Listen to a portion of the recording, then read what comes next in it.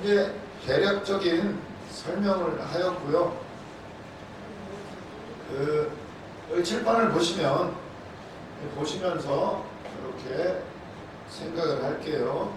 자, 이렇게 보시고 대충 설명해 보면 하나님이 계시고 하나님 계획을 하시는 거죠. 하나님의 뜻. 큰 틀에서 작정이라고 해요. 일반 계획. 일반적인 모든 것에 대한 계획을 세우신 거죠. 그걸 하나님의 작정. 예정은 그 모든 계획 중에서도 특별한 계획. 인간을 구원하기 위한 하나님의 계획. 그 특별한 계획 안에는 선택된 자와 유기된 자. 유기라는 건 버려졌다는 거죠. 내버려 둔 사람들. 그러니까 하나님이 간섭을 받는 게 참 복이라는 걸 알아야 돼요. 원하자면 여기 와가지고 이 사람 저 사람이 기도해라, 소리 질러라, 뭐하라 하는데 그게 복이죠. 선택된 자는 하나님이 간섭을 하셔요. 유기된 사람들, 세상 사람들 뭐 사기치고 죄 많이 져도 잘 먹고 잘 사는 사람들 꽤 있어요. 걸리지도 않고. 그게 불쌍한 거예요. 내버려 두는 거죠. 그걸 유기라고 해요.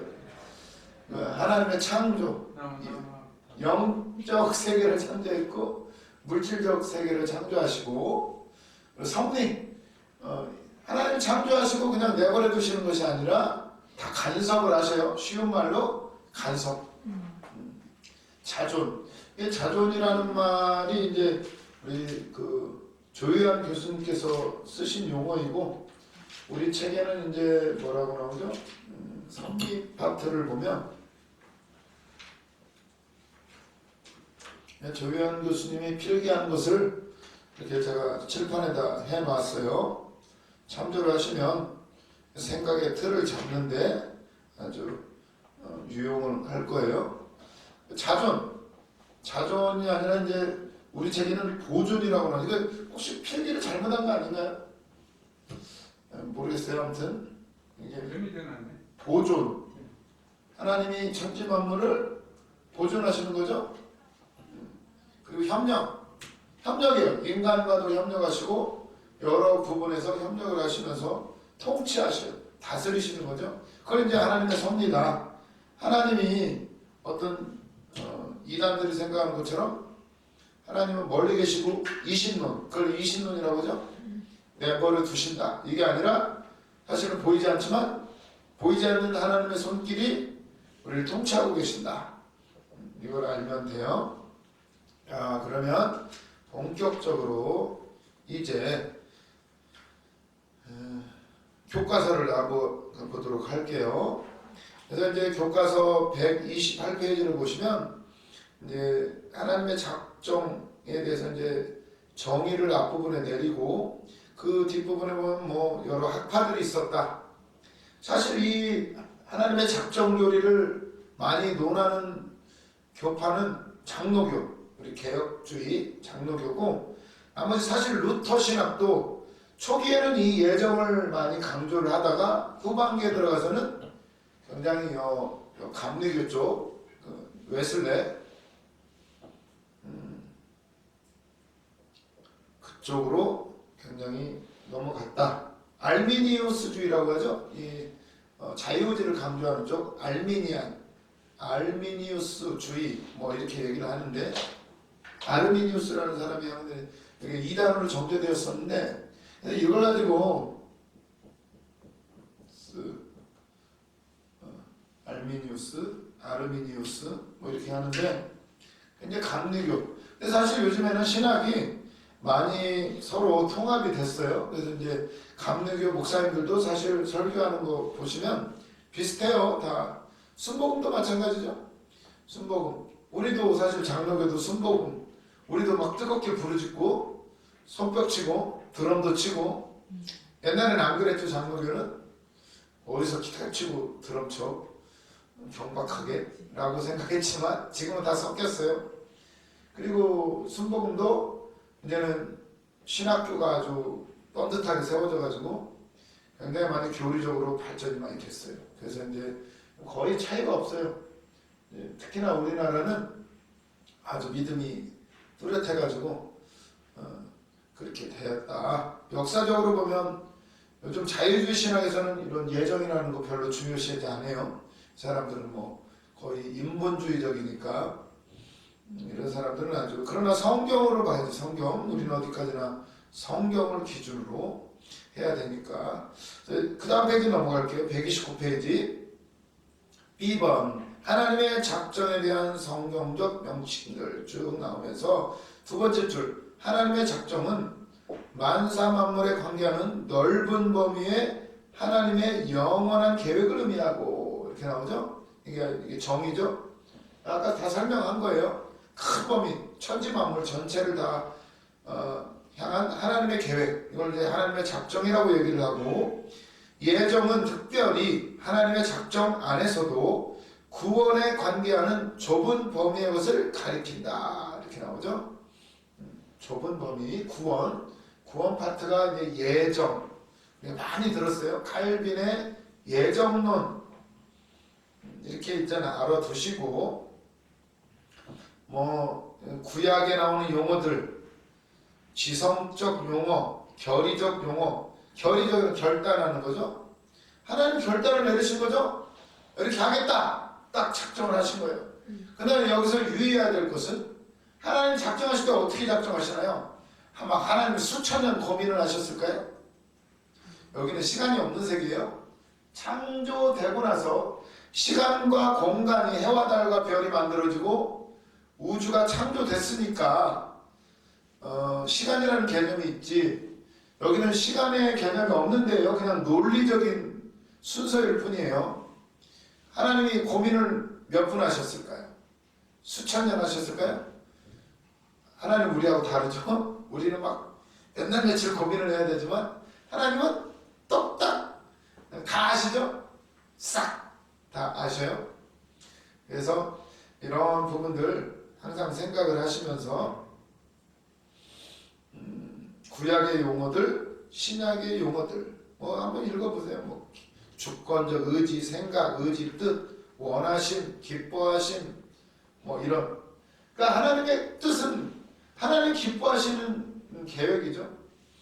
이런 용어 안에 이런 의미가 담겨져 있다. 이런 것 좀 보시고, 다음에 그 다음 페이지 130페이지 하나님의 작정에 대한 성경적 증거 이렇게 나오죠. 수없이 하나님의 작정과 예정에 대해서 성경에 많이 나와 있어요. 다윗 같은 경우는 어떻게 고백을 하나요?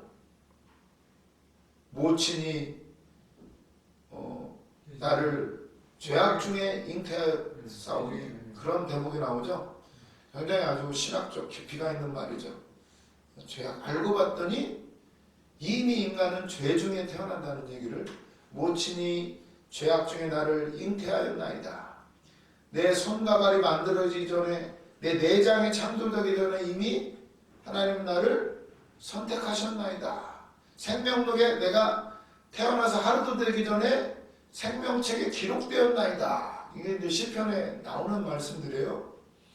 여기 꼭 이 조직신학 책뿐만 아니라 성경의 무수한 부분에 있어서 하나님의 선택과 예정에 대해서 수없이 많이 나와 있어요. 그래서 보면 130페이지 D번 보세요. 하나님의 작정의 성질 이렇게 나오죠. 1번 단일적이다. 이 단일적이다. 단일적이라는 말은 하나, 둘, 셋, 네 번째 보시면 전부 즉각적이며 동시적이며 그 포괄 범위는 항상 완전하다. 그리고 이 작정은 영원 불변이다. 바뀌지 않아요. 바뀌지 않아요. 그러나 이제 성경에 보면 하나님의 뜻을 돌이키시는 부분이 꽤 나오죠. 네? 히스기야, 너 죽는다. 이사야 선지자가 와서 그래요. 당신 죽습니다. 그랬더니 히스기야가 어떻게 하죠? 벽을 맞대고 하나님께 부르짖어요. 하나님, 나의 생명을 연장시켜 주십시오. 지금 할 일이 많아요. 하나님, 내가 하던 일 마저 하고 가야 돼요. 그리고 내가 그래도 예전에 하나님 앞에 선한 일을 했던 것을 기억하여 달라고 막 기도해요. 그 눈물의 기도를 받으시고 어떻게 해요? 다시 이사야가 히스기야한테 예언해주고는 갔다가 성문 밖에 나가다가 하나님의 응답이 다시 해요. 야, 가서 히스기야한테 전해라. 히스기야한테 전해라. 15년 연장 지켜준다. 다시 돌아와서 이사야가 그 말을 전해요. 어떻게 된 거야? 하나님 바꾸시나요? 성경에 그런 부분도 꽤 나와요. 하나님 바꾸시는 부분. 모세한테도 막 하나님이 이거 야, 저 불순종하는 애들 다 죽여버리겠다. 너 비켜. 다 죽이고 너의 씨를 통해서 내가 다시 민족을 이룰게. 싹 죽여버린다고 하는데 모세가 막 하나님 그럼 어떻게 하시냐고. 기껏 애굽에서 꺼내놓고는 여기서 죽여버리면 사람들이 다 비웃습니다. 니네 하나님은 다 데려와서 때려 죽이는 하나님이다. 이러니까 하나님 나를 차라리 생명록에서 지우시고 우리 백성들 살려주시오. 막 저기 하니까 막 하나님 막 분이 나가지고 막 씩씩거리는데 그래 그럼 용서하마. 그 대신 나는 안 간다. 니네나 가나안 땅 들어가. 막 이래요. 그러니까 막 모세가 또 매달리죠. 하나님이 이러시면 어떻게 할까? 하나님이 안 가면 나도 안 갑니다. 막 매달리니까 그래 그럼 내가 사자를 내 앞서 보낼 것이다. 가자. 이러면서 이제 돌이키시는 장면이 나와요. 하나님이 막 바꾸시나요? 이랬다 저랬다. 우리의 구원도 막 우리가 막 열심히 막 기도하고 이럴 때는 하나님이 야 너는 천국에서 뭐 크게 된다 뭐 천국에 네 자리가 있다 이렇게 했다가 어느 날 또 말 안 듣고 죄 짓고 스마트폰 보고 영화 보고 막 이러면 하나님이 야 너 지옥 가 이렇게 하시나요? 갑자기 어느 날 갑자기 내가 이제 사명하다가 너무 힘들어가 떠났어요. 이제 아예 사명이고 뭐고 난 몰라. 산속에 들어가 버렸어요. 그럼 구원 못 받나요? 구원이 취소되나요? 그럼 예수님의 십자가는 그렇게 힘이 없나요? 그럼 뭐하러 예수님이 그렇게 힘쓰셨어요? 맨날 이랬다 저랬다 할 것 같으면?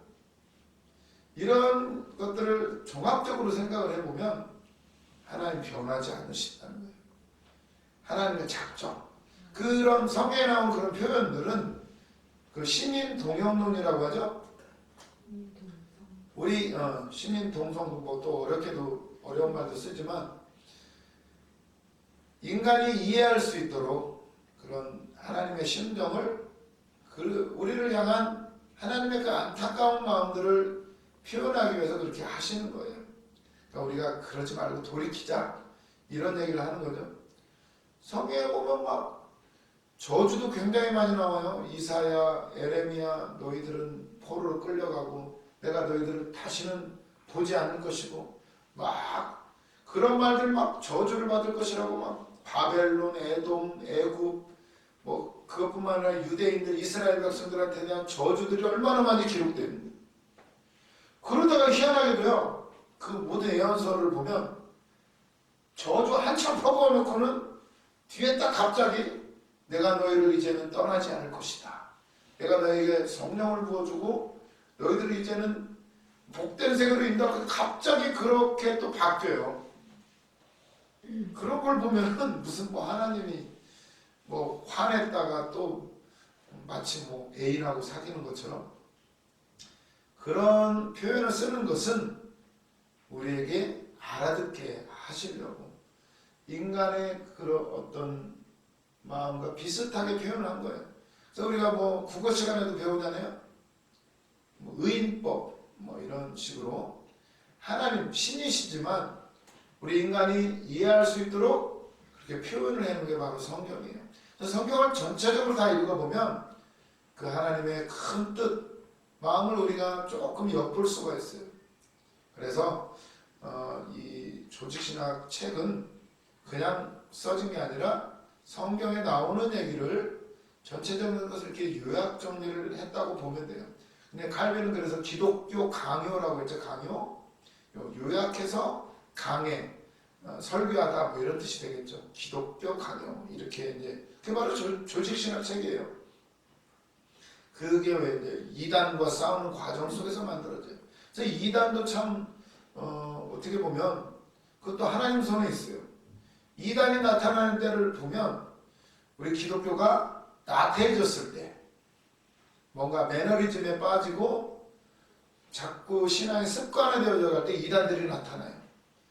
그럼 이단들하고 싸우다 보면 또 우리가 신앙이 다시 갱신이 된다고 해야 되나? 다시 새로워지고 다시 마음을 붙잡고 또 말씀을 집중해서 보게 돼요. 그래서 요즘에도 뭐 이단들이 많이 있죠. 그런 걸 보면 우리가 다시 하나님이 우리를 말씀의 본질로 돌아가라고 그렇게 했다는 것을 우리가 알 수가 있어요. 하나님의 작정은 단일적이다. 한번 말씀하면 변치 않는다. 그리고 그게 뭐 오랜 시간 동안 걸리는 게 아니라 딱 즉각적으로 하나님의 작정하셨다. 이렇게 보시면 돼요. 그래서 2번 131페이지 보시면 작정과 하나님의 지식과의 관계 이렇게 나오죠. 하나님 아래는 필연적 지식과 자유적 지식이 있다. 이거 어려운 말만 계속 나오죠. 대충 그냥 건너뛰시면 돼요. 하나님의 지식. 하나님 많은 지식을 갖고 있죠. 그 중에서도 그걸 통해서 그래서 필연적 지식은 모든 가능적 원인과 결과를 포함하는 지식이고, 어려워요. 그의 의지의 병발적 동작에 한 작정에 따라서 역사적 과정에 실현되는 사물들의 지식이다. 이렇게 나오죠. 병발적. 막 여러 가지 동시다발적으로 일어나는 그 사건들 속에 모든 가능한 원인과 결과, 뭐 그런 모든 것들을 하나님이 다 아시고 그런 것들을 작정을 하셨다는 거죠. 필연적 지식. 그런 지식을 하나님 다 알고 계시죠. 현재, 과거, 미래. 그 욥기서에 보면 욥이 하나님에 대해서 막 질문을 할 때 오히려 하나님은 대답하지 아니하시고 욥에게 반대로 질문을 해요. 욥, 네가 내가 하는 질문에 답해봐라. 이러면서 네가 천지 창조할 때를 봤어? 네가 바다 저 밑속을 걸어 보았느냐? 네가 염소 새끼가 새끼 뵐 때를 아느냐? 막 질문을 퍼부어요. 뭐 욥기 후반부에 보면 그걸 보면 야 하나님이 모든 걸 다 다스리시는구나. 우리가 어떻게 바다 깊숙한 속을 알아요. 그냥 하나님 거기를 걷고 계신대요. 지금도 모든 걸 다 주관하셔요. 그런데 욥이 지금 억울하고 힘들고 애들 다 죽었지 마누라 욕하고 친구들도 내 마음을 몰라주고 그거 모르실까요? 다 보고 계셔요. 그런 것들을 보면은 여기 나오는 하나님의 지식, 필연적 지식 다 아신다는 거죠. 필연적으로 알아요. 모든 원인과 결과를 다 알고 계시고 그리고 병발적인 우리는 막 우리 인생만 가지고 논하지만 대통령만 돼도 얼마나 머리 아파요. 여기서 데모하지 저기서 데모하지 아주 막 그걸 막 이해관계를 조정하려니 그것만 있나요? 외교, 국방, 북한, 뭐 미국, 중국, 러시아, 일본 눈치 봐야 되지. 아주 막 머리가 터지죠. 근데 하나님은 더 많겠죠? 곰, 사자, 메뚜기, 뭐 지렁이 다 한마디씩 할 거예요. 천지만물이 신음하고 있다고 했으니까 하나님 인간이 죄졌지 우리가 죄졌어요 막 이럴 거 아니에요. 그런 모든 것들을 하나님이 다 다스리신다는 거예요. 그런 지식이 있다. 그 속에서 작정이 나오는 거죠. 하나님 작정. 이렇게 하자. 딱 구원을 어떻게 하자. 그 안에서 이제 예정도 하시고 누구 택할 것인가. 그것도 다 그 지식 안에서 이 작정이 나오는 거죠. 그리고 그래서 이렇게 나오잖아요. 그 몇 분 하나 둘 셋 넷. 그런데 하나님의 필연적 지식은 작정을 위한 자료를 제공하여 둔다. 이렇게 나오죠. 어려운 말인 것 같은데 사실 쉬운 말이에요.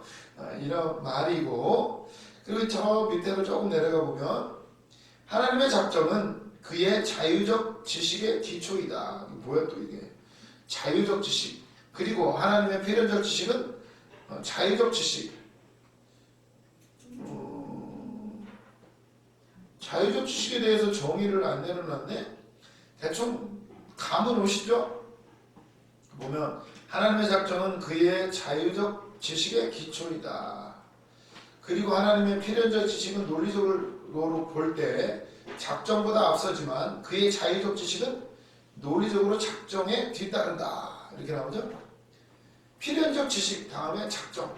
이런 모든 것을 하나님이 다 데이터 분석을 하신 후에 작정을 하셨죠. 이렇게 하자. 딱 하고 천지를 창조하셨어요.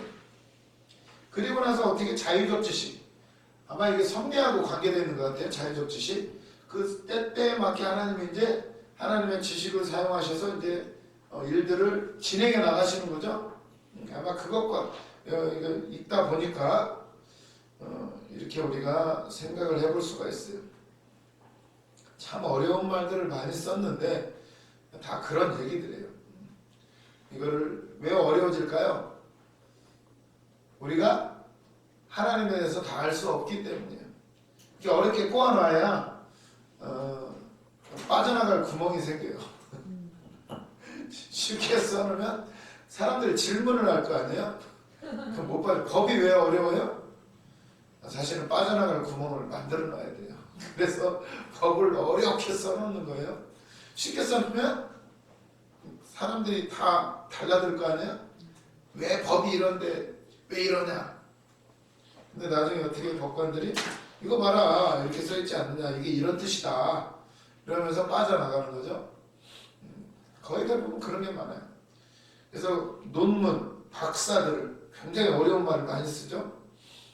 왜? 다 모르기 때문이에요. 인간은 모든 걸 알 수가 없어요. 참 여기까지 하고 밑에 보면 하나님의 작정에 관련 하나님의 외양적 사역에 관계한다 이렇게 나왔죠. A번 외양적 사역 이거 무슨 얘기예요? 내양적 사역은 뭐예요 그러면? 하나님의 외양 그럼 내양적 사역 하나님의 안에 있는 사역이겠죠? 성부, 성자, 성령 하나님 안에서의 어떤 일들이에요. 이 작정이라는 것은 뭐예요? 작정, 예정, 섭리 이런 거 하나님 바깥에서 일어나는 피조세계, 창조세계에서 일어나는 일들에 대한 거죠. 그래서 이렇게 이런 말을 쓴 거예요. 외양적 사역에 관계한다. 다음 페이지. 물론 내양적 사역하고도 연관은 돼 있죠. 그 안에서 성부, 성자, 성령이 회의를 하시고 결정을 내리시기 때문에 야 성부, 성자 네가 내려가야 되겠는데 아무래도 구원하려면 십자가 한번 져 뭐 이렇게 하겠죠. 아이 내가 가요. 이건 좀 불경스러운 말인데 부활하잖아 너밖에 없어 이랬겠죠. 성령 너는 열심히 다니면서 사람들 속에 들어가서 일해야 돼 뭐 이런 얘기들 그건 이제 내양적 사역이고 그분들만이 아시는 얘기고 우리는 이제 바깥 것 사실 이 작정 예정도 얼마나 힘들어요 우리가 이해하는데 성경에 나와 있어요. 말씀에 나와 있으니까 우리가 생각을 해보는 거예요. 그리고 132페이지 보세요. B번 인간의 행동과도 관계한다. 그죠? 이 예정, 작정 이런 것들이 물론 하나님이 작정하셨지만 인간의 행동도 들어가 있어요. 왜 그래요? 인간이 범죄를 하는데 그럼 인간이 범죄하는 것도 하나님의 작정 속에 있나? 그러면 하나님이 작정하시는데 왜 인간이 죄값을 치러야 되지? 인간의 책임에 대해서 얘기하는 거예요. 그죠? 아까도 자유의지도 얘기를 했지만 하나님이 우리를 벌하시려면 내 책임이에요? 아니 하나님 다 작정하셨다면서 아셨다면서 선악과는 왜 만드셨어요? 하나님 선악과를 만들어 갖고 우리가 범죄한 거잖아요? 이렇게 묻고 따지면 할 말이 없어지죠? 그래서 이런 얘기를 하는 거예요. B번 인간의 행동과도 관계한다 이렇게 나왔어요. 그래서 읽어보시면 하나님의 작정은 하나님이 하시는 일에 관계를 가지는 동시에 또한 그의 자유적 피조물인 인간의 움직임도 포함한다. 그렇죠. 왜 이런 얘기를 했냐면 하나님이 인간의 행동에 좌우되지 않는다는 거예요. 인간이 이렇게 했다고 해서 구원이 취소되고 하나님 구원하기 전 인간이 하도 그러니까 그 이스라엘 백성들이 계속 불평하니까 어떻게 하나님 다 죽여버리겠다고 하죠. 그 얘기는 이제 그걸 보면은 하나님이 막 자꾸 바꾸시나? 인간의 행동이 좌우되나? 그게 아니에요. 그게 아니라 이미 그것까지도 하나님이 작정하시고 예정하시고 다 알고 계시고 결정을 내리신 것이다. 이런 얘기를 하는 거예요. 그래서 인간의 행동과도 관계가 있지만 하나님은 다 알고 계시고 작정하셨다. 이렇게 되는 거예요. 그 다음 문단 보세요. B번의 두 번째 문단을 보시면 모든 인간의 행동이 하나님의 작정 속에 포함되어 확실히 이루어진다. 오, 이상한 말이죠? 그럼 범죄하는 것도 하나님 책임인가? 아니요. 그 다음 보세요. 인간의 범죄 행위도 하나님의 작정 속에 들어 있기는 하지만 그것은 하나님의 허용적 작정일 뿐이다. 이렇게 나온 거죠. 허용적 작정이라는 단어가 나오죠. 이게 무슨 말이에요? 하나님이 작정하시는데 인간의 범죄까지도 하나님의 계획 가운데 다 포함되어 있는데 이거는 단지 허용적 작정일 뿐이다. 이게 무슨 말이에요? 허용적 작정. 이게 참 어려운 말을 쓰는 이유는 빠져나갈 구멍이 있는 거죠. 우리가 왜 다 이해를 못하니까 하나님의 그 크신 뜻과 그 섭리, 예정 다 몰라요. 영적인 세계에 허용적 작정 이 말이 나오게 돼요.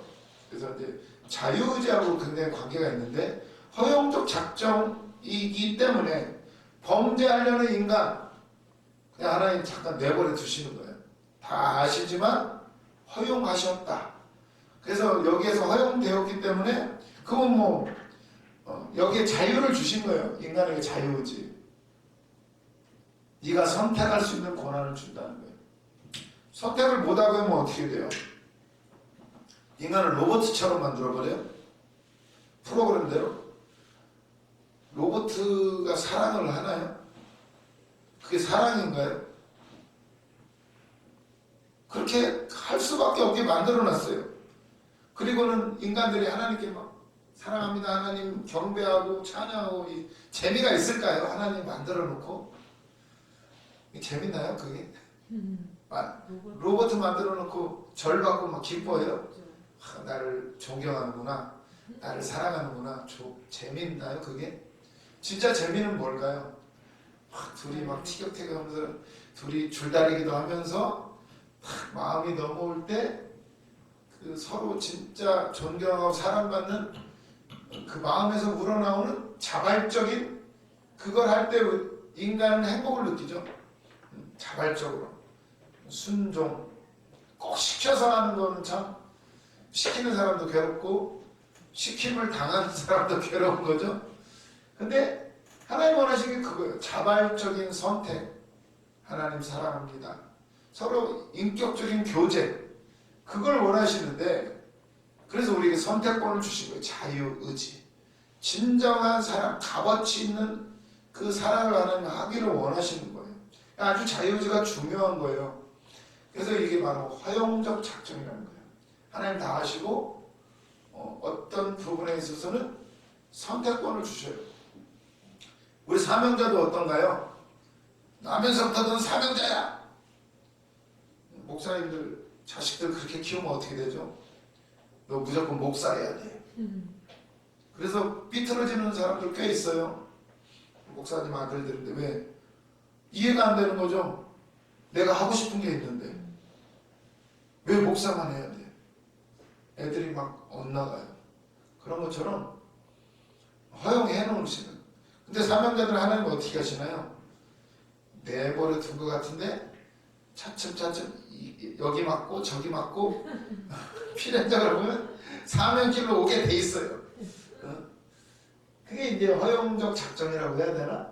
하나님이 다 하나님 손 안에 있어요. 우리가 잘 몰라도 하나님 그만큼 우리를 인격적으로 부르셔요. 이 사건 저 사건을 통해서 하나님이 계시구나. 하나님이 선택하신 것이 감사하네. 야, 그냥 하나님 명령대로 따르는 게 가장 좋은 거구나. 이걸 그냥 차츰차츰 알게 돼요. 지금 이해 안 돼요. 사명 안 해요. 그것만은 안 해요.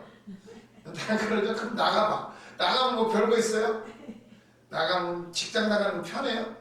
야, 비 오는 날 직장 나가려면 아우 오늘 하루 쉬었으면 좋겠는데 더 힘들어요. 더 힘들어. 우린 기도만 하면 되잖아요.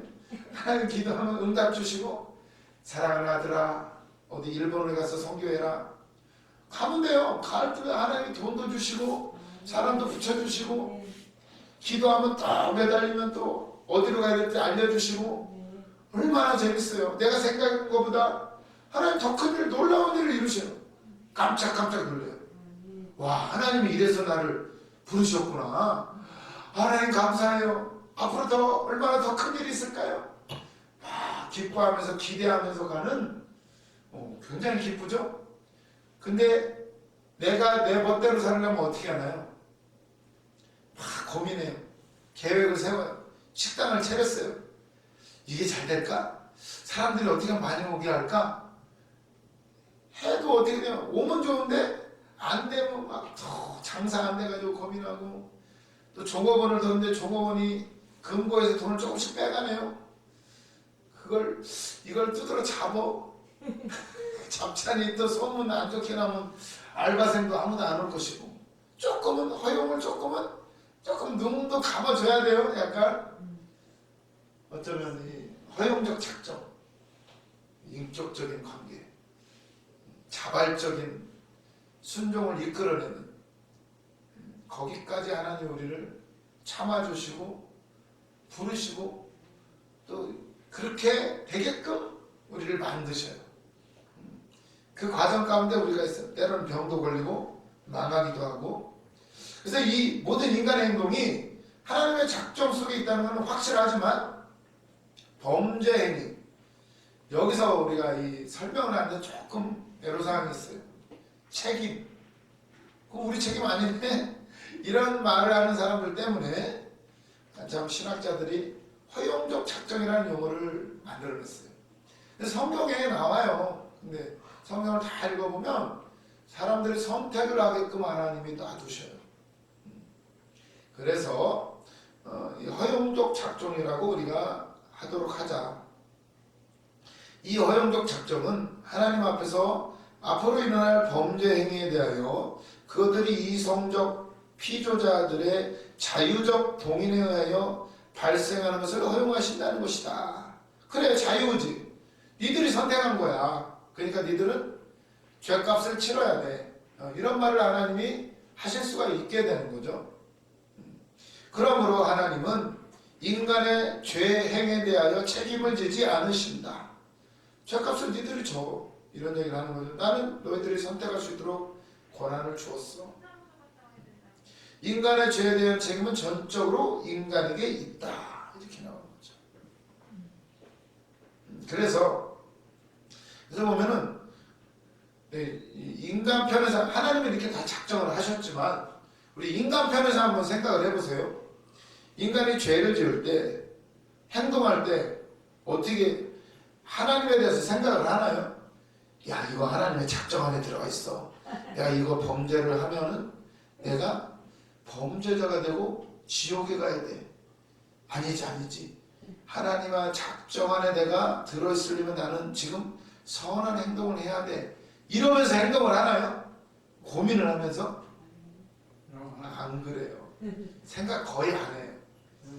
그걸 보면 우리는 자유의지가 있다는 거예요. 그러나 우리는 그걸 까마득하게 모르지만 하나님은 저 위에서 다 보고 계셔요. 하나님의 손바닥 안에 있다는 거예요. 이게 바로 예정과 자유의지의 완벽한 조합 가운데 있다는 거예요. 충돌되는 것 같지만 모든 것이 하나님의 뜻 안에 섭리 안에 이루어져 가고 있다는 것을 이렇게 얘기를 하는데 이 조직신학책에서 그걸 이제 허용적인 작정이라는 말로 이렇게 하는 거예요. 모든 책임 누구에게 있다? 인간에게 있다. 그러나 우리가 이제 선택을 해야 되죠. 근데 그 죄값을 예수님이 십자가에서 다 이루셨다는 거예요. 우리는 이제 또 선택을 해야 돼요. 예수님을 믿을 것인가? 안 믿을 것인가? 이거를 이제 선택을 하는 거죠. 아담은 선악과를 먹을 것인가 말 것인가 선택을 했고 우리는 예수를 믿을 것인가 말 것인가 선택을 하는 거예요. 근데 그것도 우리가 선택하는 것 같지만 이미 하나님은 다 선택해 놓으셨다. 이렇게 되는 거죠. 그럼 우리가 왜 전도를 하느냐? 전도는 왜 해요, 그럼? 이미 뭐 선택받은 사람은 어떻게든 구원 받지 않겠어요? 전도할 필요 없네? 그런가요? 선택해 놓잖아요, 하나님이. 하나님 전도하라 그랬더니 그렇죠. 우리 편에서 보면 누가 구원받고 구원받지 못할지를 알 수가 없어요, 사람은. 우리 열심히 하는 거예요. 그분의 사역에 동참하는 거예요. 그러다 보면 그 안에서 열매가 맺어지고 그 안에서 기뻐하는 거예요, 하나님과 같이. 그래서 거기 나오는 게 이제 섭리 안에서 이제 협력이라는 단어가 있는 거죠. 모든 피조물과 하나님 협력해서 이 천지 만물을 관리하시는 거예요. 그 안에 우리도 집어넣으시겠다는 거예요. 우리를 통해서 일하신다는 거예요. 하나님이 예정해 놓으셨지만 그 일에 우리를 동참하게 하시죠. 그래서 기도하면 어떻게 하죠? 하나님 알려주시죠.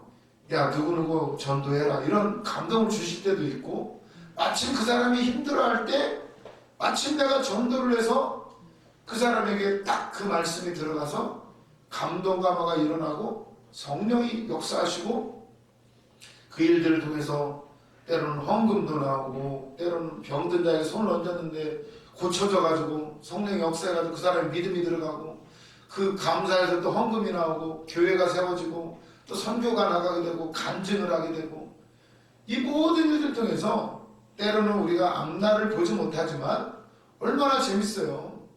다 알고 가면 어떤가요? 다 알고 영화를 한 번 또 보고 두 번째 영화를 보고 세 번째 보고 다음 날도 또 똑같은 영화를 또 보고 그럼 어때요? 재밌나요 그게? 지겹지 않을까요?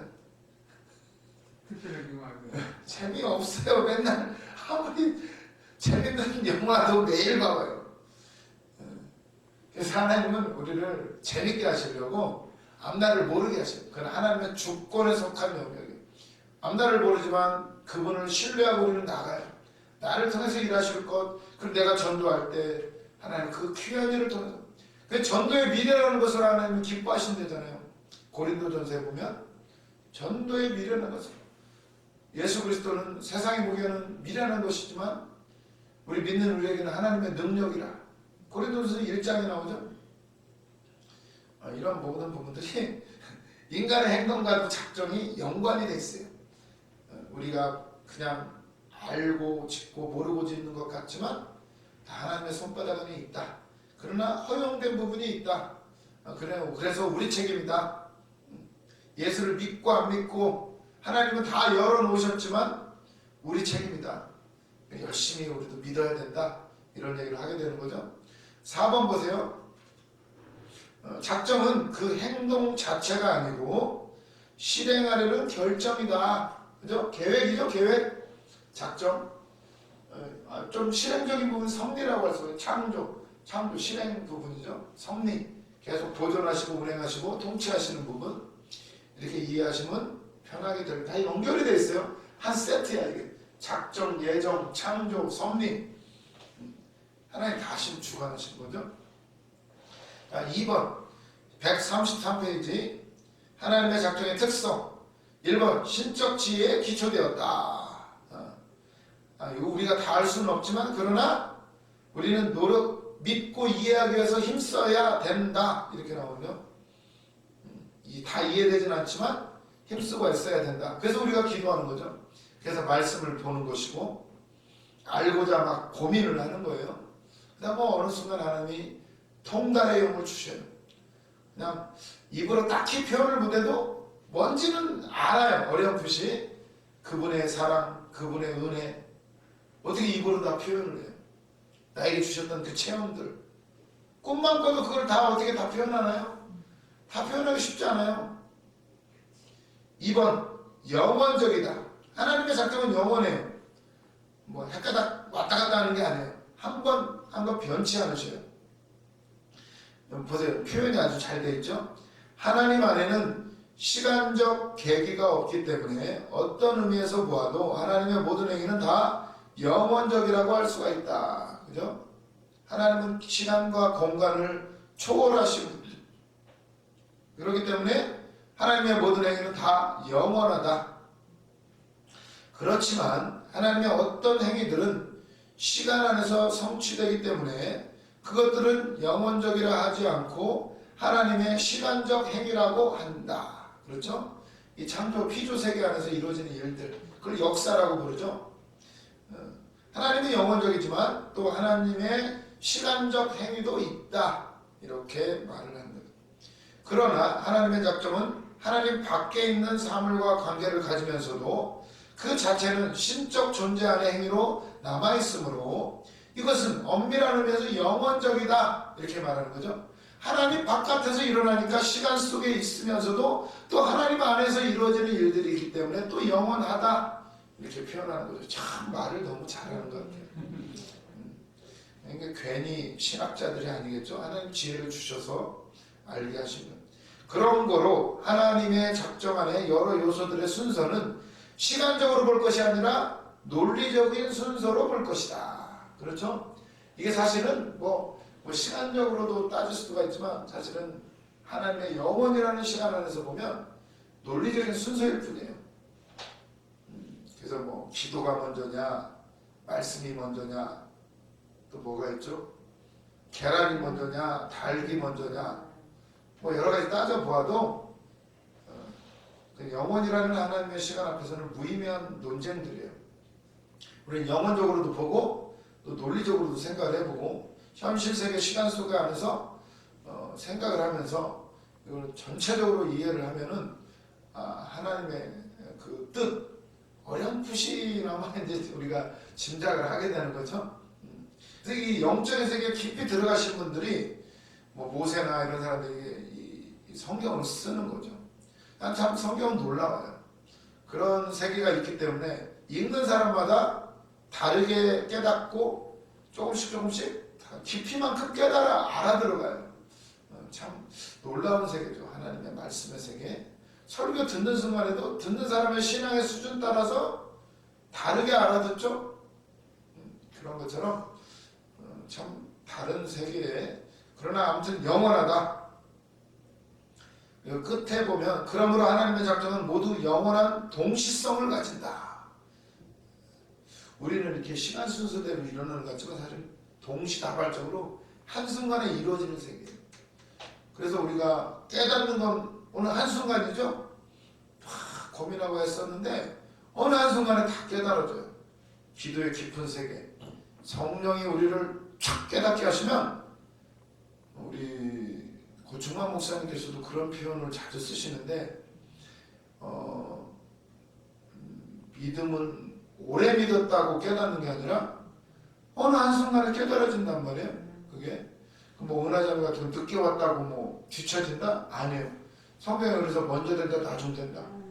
어떻게 될지 몰라요. 은사가 갑자기 확 임해가지고 막 사람들 마음이 다 보이고 막 하나님의 음성이 막 들려가지고 다 알아버려요. 그러면은 순간 앞서가는 거예요. 그러니까 우리가 열심을 내는 거예요. 어떻게 될지 몰라요. 잘해야 되겠네. 갑자기 구박하면 안 되죠. 잘 보여야 돼. 서로 우리가 서로 존중하고. 제가 지금은 뭐 이렇게 앞에서 말하지만 제가 뭐 다 아는 게 아니에요. 어차피 저보다 더 많이 아실 수도 있어요. 경험이 있으신 분도 있고, 영적인 세계는 이렇게 무궁무진하다는 거예요. 시간과 공간을 초월해요. 그걸 아니까 우리는 지금도 하는 거예요. 어떻게 될지 몰라요.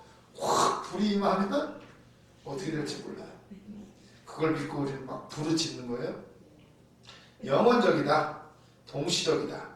3번 유효적이다. 또 이거 어려운 말이 나오죠. 유효적이다. 그래서 하나님의 작정이 확실한 이유는 하나님 자신의 직접적인 동인에 의하여 실행하기로 결정하신 사건들의 작정이니 효과적이며 유효하다. 반드시 이루어진다는 거예요. 효과적이라는 거죠. 작정에는 허용적인 작정도 있으나 그것 역시 하나님의 통치 안에서 성취되는 것이다. 그죠? 인간에게 선택을 주셨지만, 허용되었지만 그것 또한 하나님의 작정 통치 안에, 여기 통치 나오죠? 통치? 섭리? 통치 안에 이루어지는 것이다. 그러죠. 예수님의 십자가. 가룟 유다가 예수님을 팔았어요.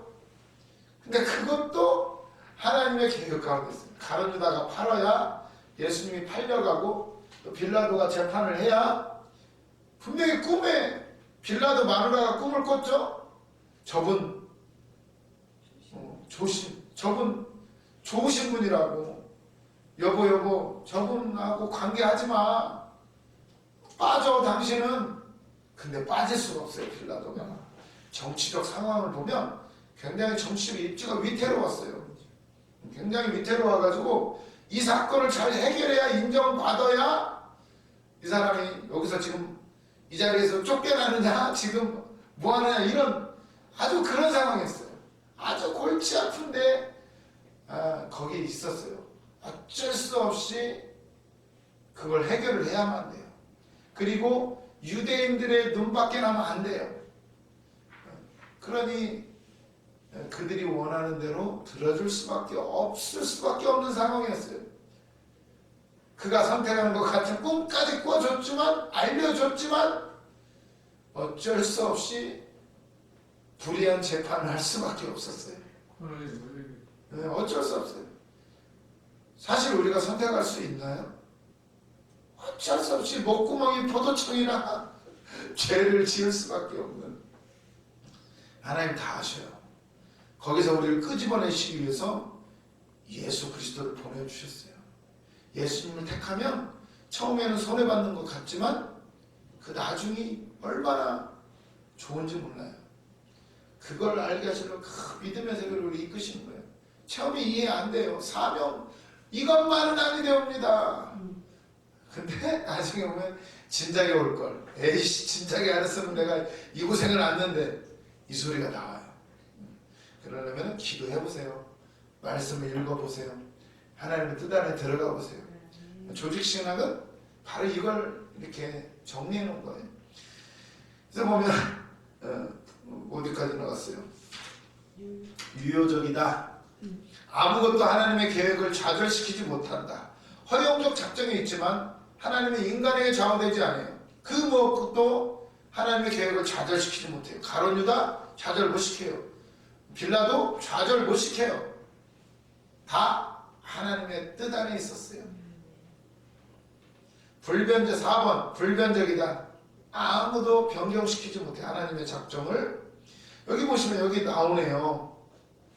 인간은 지식이 부족하여 자기의 계획을 변경하기도 하지만 하나님은 그의 무한하신 지혜에 추가할 필요가 없으니 작정을 변경시키실 필요가 없다.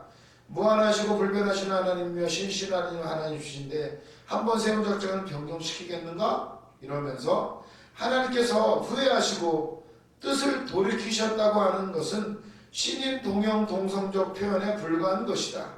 하나님의 생각은 반드시 이루어지고 만다. 이렇게 나오죠. 5번 절대적이다. 하나님의 수단과 방편까지도 다 하나님의 작정 속에 결정되고 포함되어 있다. 절대적이다. 6번 전포괄적이다. 모든 것을 다 포함한다. 참새 새끼 한 마리가 땅에 떨어지는 것도 하나님의 작정 속에 들어가 있다. 예수님이 직접 하신 말씀이죠. 하물며 그런데 너희일까 보냐. 너희를 얼마나 사랑하시느냐. 믿어라. 순종해라. 염려하지 말아라. 뭘 먹고 살까 염려하지 말아라. 오직 너희는 하나님의 나라를 구하라. 이렇게 말씀하신 거죠. 7번 죄에 관하여는 허용적이다. 자유의지하고 관계된 부분이죠. 계속 제가 얘기를 계속 했어요. 제가 그러면 하나님한테 하나님 탓을 하지 말아라. 너희 책임이다. 이런 얘기를 하는 거예요. 하나님은 죄를 조성하시는 분이 아니다. 마치 하나님이 선악과 만들어 놓고 죄짓게 만들었다. 율법을 만들어 놓고 죄짓게 만드셨다. 이런 말 하지 말라는 거예요. 8번 하나님의 작정에는 유일한 목적이 있다. 왜 이렇게 하나님이 작정하시는가? 선악과는 왜 만드시고 십자가는 왜 지시고 왜 하시는가? 작정의 유일한 목적은 하나님의 영광이다. 결국 목적은 우리 피조물들을 통해서 하나님 영광 받으시기 원해요. 아까도 말씀드렸지만 우리를 로봇처럼 만들지 아니하시고 자발적인 진정한 사랑 하나님도 받기를 원하십니다. 하나님은 영광 받으시기를 원하십니다. 자발적으로 드려지는 예배, 자발적으로 드려지는 찬양, 자발적으로 드려지는 기도. 사랑하는 사람끼리는 얘기를 나눠도 또 얘기하고 싶은 거죠. 그게 바로 기도예요. 기도. 자발적인 그냥 시간 때우려고 그냥 음악 빰빰빰빰 이 음악과 함께 시작되고 음악과 함께 끝나는 우리의 기도가 아니라 음악이 끝나도 하나님 할렐루야 할렐루야 막 이런 걸 얼마나 하나님 원하실까요? 저도 회개를 해요. 이게 바로 하나님의 유일한 목적이에요. 하나님의 영광. 신학교 어거지로 목사 따려고 나오는 게 아니라 진짜 하나님을 알고 싶어서 신학 공부도 하는 거예요. 얼마나 감사해요. 뭐 이런 거 나오고 F번 뭐 하나님의 작정에 대한 이의들의 답변. 작정교리는 사람의 도덕적 자유와 충돌한다. 자유의지와 충돌하는 것이 아니냐. 아까도 말했지만 허용적 작정이라는 거예요. 이 얘기. 2번. 그럼 작정의 교리는 인간의 노력의 동기를 제거한다. 아까도 제가 계속 얘기했죠. 어떤 목사님이 제가 연구대는 간다고 그러니까 공부도 안 한다. 그럼 공부 안 해도 되는 것이냐? 노력을 안 해도 되려면 되는 것이냐? 그게 아니라는 거예요. 작정교리는 그게 아니에요. 오해하지 말라는 거예요. 인간에게 자유 허용을 했다는 거예요. 그러면서 보세요. 2번. 참 표현을 잘 해놨어요. 작정교리는 인간의 노력의 동기를 제거한다. 아니에요. 만일 세상 만사가 하나님의 작정대로 발생한다면 우리는 장래를 생각할 필요가 없고 구원을 얻기 위해 노력할 필요도 없지 않느냐고 한다. 그러나 이 주장은 정당하지 않다. 그 이유는 예정과 숙명을 혼동했거나 나태와 불순종의 구실에 불과하기 때문이다. 이걸 제가 진작에 봤으면 공부 열심히 했을 텐데. 예정과 숙명을 혼동하지 말래요. 게으른 사람들 핑계하지 말라는 거예요. 다 네 책임이라는 거예요. 예정론은 하나님께서 자신이 작정하신 내용을 인간의 노력과 같은 제2차적인 요소들을 활용하여서 성취하신다고 생각하는 이론이지만 예정론이 바로 이런 거예요. 인간의 자유의지와 인간의 노력과 다 합력하여서 여기 협력이 나오죠. 성리에 협력 다 합력하여 선을 이루시는 게 하나님이시지. 그래서 게으름 피우고 기도도 안 하고 노력도 안 하는 사람 복 그냥 준다? 다 지책이네요. 이미 예수님은 해놓으셨는데 그걸 누리느냐 안 누리느냐는 지책이네요. 기도해서 열심히 깨닫고 자유를 누리라고 하는데 기도도 안 하고 성경도 안 보고 이러면 깨달아지나요? 저절로? 안 돼요. 안 돼. 열심히 순종하는 거예요. 그래서 보면 이게 바로 모든 요소들을 활용하시는 게 하나님의 예정이에요. 그런데 반대로 숙명론은 하나님의 작정이 하나님에서 직접 성취된다고 생각하는 거예요. 하나님 다 아시니까 나는 안 해도 돼.